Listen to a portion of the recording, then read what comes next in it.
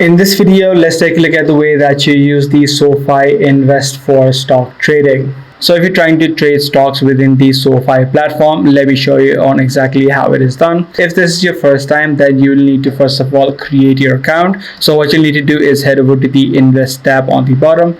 And as I said, if this is your first time, you'll be able to see a section called active investing. You can just tap on this option, and then you need to verify your identity, your employment status, as well as your financial background in order to open up an account. Once you complete all of these steps, and once your account has been created, you can then fund your account. You can choose your funding source from within the SoFi platform, such as your checkings or savings account. And once your account has been funded, you can search for the particular stock that you're trying to trade, or even cryptocurrencies, as you can see on the screen. So just search for the ticker symbol, and then you'll be able to execute your trades within this platform. So this is the exact steps that you can follow in order to use the SoFi Invest for stock trading. If this video was helpful to you, be sure to subscribe. I'm going to see you in the next one.